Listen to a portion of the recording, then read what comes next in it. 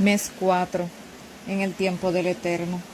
Mes 7, día 15 del 2025. Hechos 21 al 23. Así pues Pablo y los que con él iban zarparon, y su travesía fue de lugar en lugar de camino a Jerusalén. Y en Tiro quedaron allí 7 días con discípulos que rogaban a Pablo que no subiese a Jerusalén. Y luego todos le despidieron en oración en orillas del río, y éste con los suyos continuó su viaje. Así, en Tolemaida, saludaron unos hermanos, estuvieron allí un día y luego partieron. Fueron a Cesarea, a casa de Felipe, un evangelista que tenía 4 hijas vírgenes, que todas ellas profetizaban. Allí la estadía fue más prolongada, y un profeta llamado Agabo llegó desde Judea, a donde estaba Pablo, y los demás que con él allí estaban, y tomó el cinto de Pablo y le ató de pies y manos, y dijo: Esto dice el Espíritu Santo: Así atarán los judíos en Jerusalén al varón de quien es este cinto, y le entregarán en mano de gentiles. Al oír esto, todos los que estaban allí con Pablo le rogaban que no fuera a Jerusalén. Pero Pablo les dijo: ¿Qué hacéis llorando y quebrantándome el corazón? Yo estoy dispuesto no solo a ser atado, sino aún morir en Jerusalén por el nombre del Señor. Así ninguno de los que estaba allí pudo persuadirle, y entonces exclamaron: Hágase entonces la voluntad del Señor. Así, a los días Pablo tomó su equipaje y también los que con él estaban, y fueron a Jerusalén. Y al llegar allí hubo gran gozo entre los hermanos que allí estaban. Pablo comprendía también su misión, y sobre todo en aquel que se le había encomendado, que nada lo hacía desistir. Su cuerpo mortal estaba cautivo, sometido total y absolutamente al eterno Dios y su obra. Pablo no se detuvo a razonar el que cómo Dios, si lo llamó a tal obra, ahora permitiría que lo malo le aconteciese. Pablo entendía lo que muchos no logran o no quieren entender, que todo lo que nos acontece es por nuestro bien, para transformar nuestro carácter, para que Él pueda salvarnos. El ser humano se concentra en lo que tiene al frente y reclama: si Dios lo permitió, ¿por qué esto ahora? Como el ser humano adolece de no conocerse él mismo, todo lo que el Eterno nos permite pasar y experimentar en el camino de la prueba, es absolutamente necesario para que lo escondido de nosotros mismos salga a la luz y veamos lo que está entretejido en nuestro ser, esa malignidad que nos condena a muerte, y que ahora, al quedar descubierta, podemos decidir entregársela a Cristo y luchar en Él para vencerla y desterrarla. Por esta razón, siempre debemos excusar a Dios, porque Él es excusable en todo, en nuestras vidas, para salvación, por amor a la raza humana, de mente finita, que sólo puede ver lo que está frente a sí y no puede ver y menos comprender los intereses eternos. El Espíritu Santo llevaba a Pablo a su destino, al fin de su vida, confiado en que no sería abandonado y sería sellado para salvación. Muchos desistirían y replicarían: pero esto es injusto, yo he hecho esto y lo otro, he hecho lo que se me encomendó, ¿por qué esto? ¿Por qué sufrir? ¿Por qué morir? Ahí justo en ese punto es que tenemos que entender que no nos pertenecemos, y como el Eterno es nuestro Creador, Dueño y Redentor y Salvador, somos su propiedad, y si le conocemos un poco, sabemos que Él nos amó tanto que murió por nosotros. Y si nos amó de tal forma, no solo Él, Cristo Jesús, sino también el Padre, ¿cómo renegaremos de aquello que necesitamos urgentemente en nuestras vidas para ser pulidos? Una vasija dura y entera no se puede moldear. Para poder moldearse, debe romperse, pulverizarse, para luego poder allí, hecha polvo, echarle el agua y volver a moldearse y hacer una nueva. El proceso es doloroso, inimpensable para el mortal que piensa que como es obediente a Dios y desea hacer su voluntad, todo será un camino de rosas. Mas no es así. El camino del real cristiano es de luchas y grandes pruebas. Pablo entendía muy bien esto. Adán no confió plenamente con el razonamiento en su Padre Celestial, y por sentimentalismo, por amor a la mujer, decidió correr su misma suerte. Mas todo hubiera sido diferente si él hubiera optado por permanecer fiel, confiando en que si él amaba a su mujer, cuánto más quien la creó. Mas ahora todos sabemos lo nefasto de aquella decisión. Mas es fácil mirar atrás, a otros, y decir por culpa de éste estamos así y aquí de esta manera. Mas qué difícil es decir por mi culpa es esto. Qué difícil es reconocer que peor que Adán y Eva hemos hecho, y aún la misericordia divina nos llama al arrepentimiento. No se puede vencer sin luchar, mas la lucha por alcanzar la salvación no la tenemos que luchar solos. El Espíritu Santo está ahí para guiarnos, consolarnos, junto al ministerio de los santos ángeles.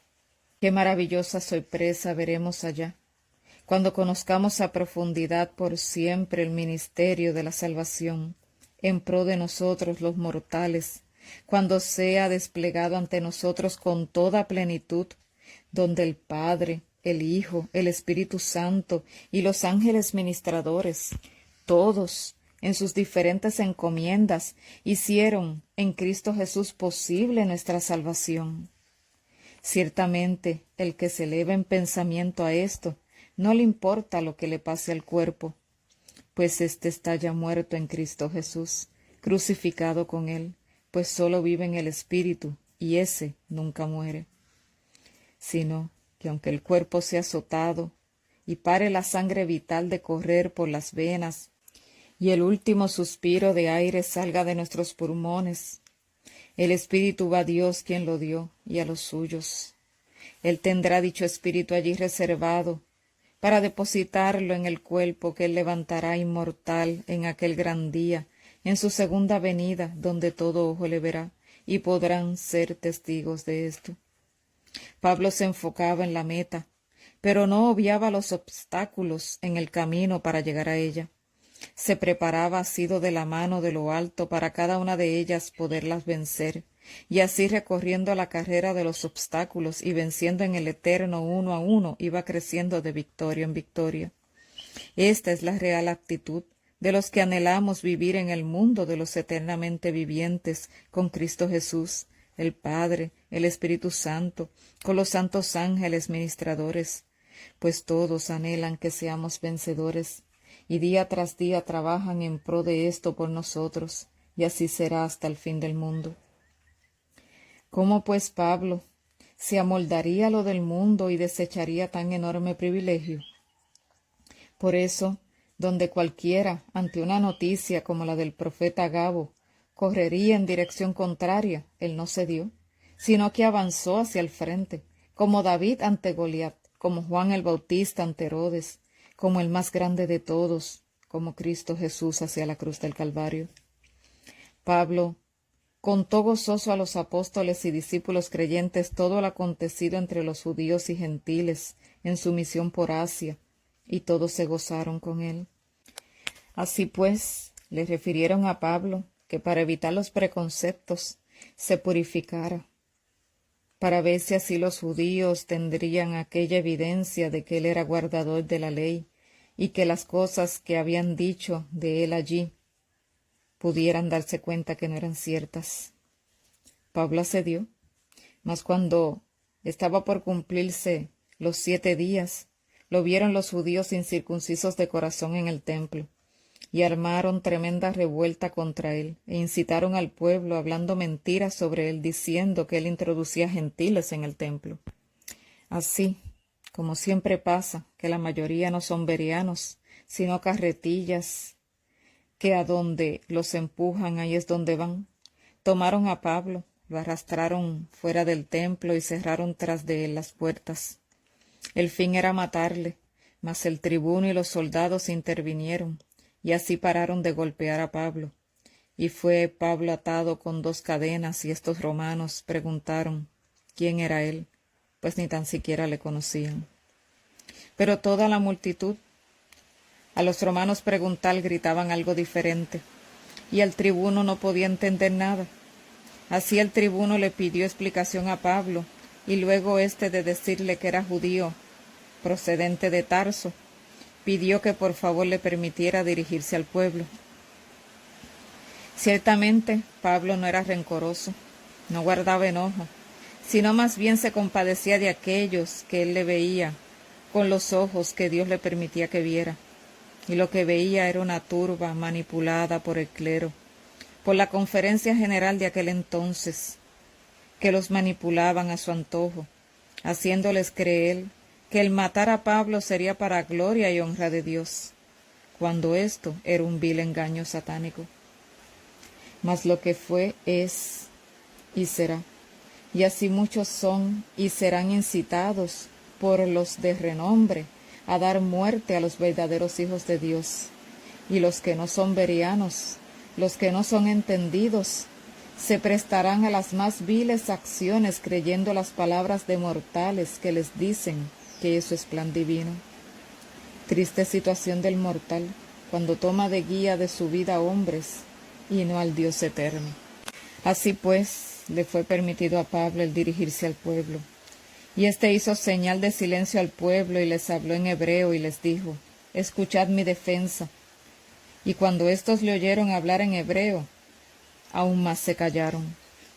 Y Pablo les contó todo, desde ser perseguidor, instigado por su celo de fariseo y legalista, y avalado por el clero, y cómo fue interceptado por Dios ante su ignorancia de creer que estaba haciendo lo correcto, cómo escuchó la voz de Dios, lo que le dijo, su ceguera, cómo se recobró de la vista, su bautismo, su misión de salir a Jerusalén, de ir a los gentiles, cómo fue testigo de la muerte del justo Esteban a manos del clero, y los que le hacían el trabajo sucio para ellos de no contaminarse.